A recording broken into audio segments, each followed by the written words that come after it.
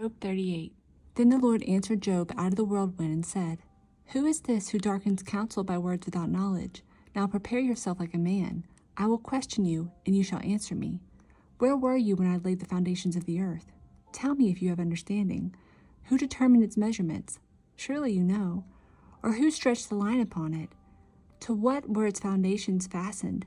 Or who laid its cornerstone? When the morning stars sang together and all the sons of God shouted for joy? Or who shut in the sea with doors, when it burst forth and issued from the womb? When I made the clouds its garment and thick darkness its swaddling band? When I fixed my limit for it and set bars and doors? When I said, This far you may come, but no farther, and here your proud waves must stop? Have you commanded the morning since your days began, and caused the dawn to know its place, that it might take hold of the ends of the earth, and the wicked be shaken out of it? It takes on form like clay under a seal, and stands out like a garment. From the wicked their light is withheld, and the upraised arm is broken. Have you entered the springs of the sea, or have you walked in search of the depths? Have the gates of death been revealed to you, or have you seen the doors of the shadow of death? Have you comprehended the breadth of the earth? Tell me if you know all this. Where is the way to the dwelling of light? In darkness, where is its place, that you may take it to its territory, that you may know the paths to its home?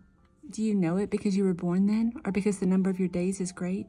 Have you entered the treasury of snow, or have you seen the treasury of hail, which I have reserved for the time of trouble, for the day of battle and war? By what way is light diffused, or the east wind scattered over the earth? Who has divided a channel for the overflowing water, or a path for the thunderbolt, to cause it to rain on a land where there is no one, a wilderness in which there is no man, to satisfy the desolate waste, and cause to spring forth the growth of tender grass?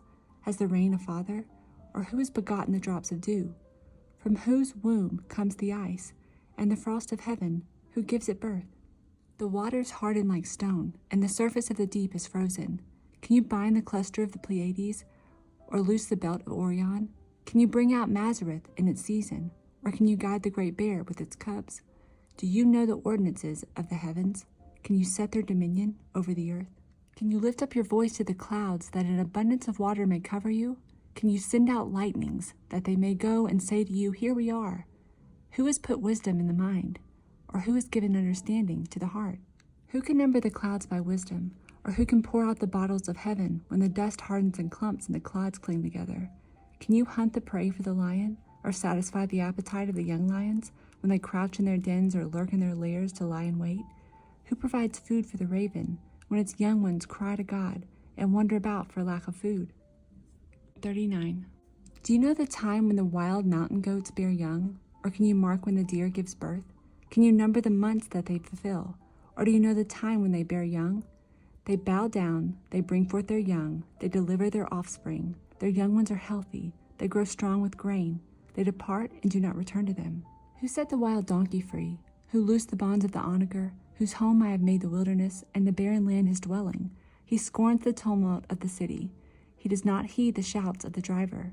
The range of the mountain is his pasture, and he searches after every green thing. Will the wild ox be willing to serve you? Will he bed by your manger? Can you bind the wild ox in the furrow with ropes, or will he plow the valleys behind you? Will you trust him because his strength is great, or will you leave your labor to him? Will you trust him to bring home your grain and gather it to your threshing floor? The wings of the ostrich wave proudly, but are her wings and pinions like the kindly stork's? For she leaves her eggs on the ground and warms them in the dust. She forgets that a foot may crush them, or that a wild beast may break them. She treats her young harshly, as though they were not hers. Her labor is in vain, without concern, because God deprived her of wisdom, and did not endow her with understanding. When she lifts herself on high, she scorns the horse and its rider. Have you given the horse strength? Have you clothed his neck with thunder? Can you frighten him like a locust? His majestic snorting strikes terror. He paws in the valley and rejoices in his strength. He gallops into the clash of arms. He mocks at fear and is not frightened, nor does he turn back from the sword. The quiver rattles against him, the glittering spear and javelin. He devours the distance with fierceness and rage. Nor does he come to a halt, because the trumpet has sounded. At the blast of the trumpet he says, Aha! He smells the battle from afar, the thunder of captains and shouting. Does the hawk fly by your wisdom and spread its wings towards the south? Does the eagle mount up at your command and make its nest on high? On the rock it dwells and resides, on the crag of the rock in the stronghold. From there it spies out the prey. Its eyes observe from afar. Its young ones suck up blood, and where the slain are, there it is. Job 40. Moreover, the Lord answered Job and said, Shall the one who contends with the Almighty correct him? He who rebukes God, let him answer it. Psalm 18:37. I have pursued my enemies and overtaken them. Neither did I turn back again till they were destroyed. I have wounded them, so that they could not rise. They have fallen under my feet. For you have armed me with strength for the battle. You have subdued under me those who rose up against me. You have also given me the necks of my enemies, so that I destroyed those who hated me. They cried out, but there was none to save, even to the Lord, but he did not answer them. Then I beat them as fine as the dust before the wind. I cast them out like dirt in the streets. Matthew 24:32. Now learn this parable from the fig tree. When its branch has already become tender and put forth leaves, you know that summer is near. So you also, when you see all these things, know that it is near, at the doors. Assuredly I say to you, this generation will by no means pass away till all these things take place. Heaven and earth will pass away, but my words will by no means pass away. But of that day and hour no one knows, not even the angels of heaven, but my Father only. But as the days of Noah were, so also will the coming of the Son of Man be. For as in the days before the flood, they were eating and drinking, marrying and giving in marriage, until the day that Noah entered the ark, and did not know until the flood came and took them all away, so also will the coming of the Son of Man be. Then 2 men will be in the field, one will be taken and the other left. 2 women will be grinding at the mill, one will be taken and the other left. Watch therefore, for you do not know what hour your Lord is coming. But know this, that if the master of the house had known what hour the thief would come, he would have watched and not allowed his house to be broken into. Therefore, you also be ready, for the Son of Man is coming at an hour you do not expect. Who then is a faithful and wise servant, whom his master made ruler over his household, to give them food in due season? Blessed is that servant, whom his master, when he comes, will find so doing. Assuredly I say to you, that he will make him ruler over all his goods.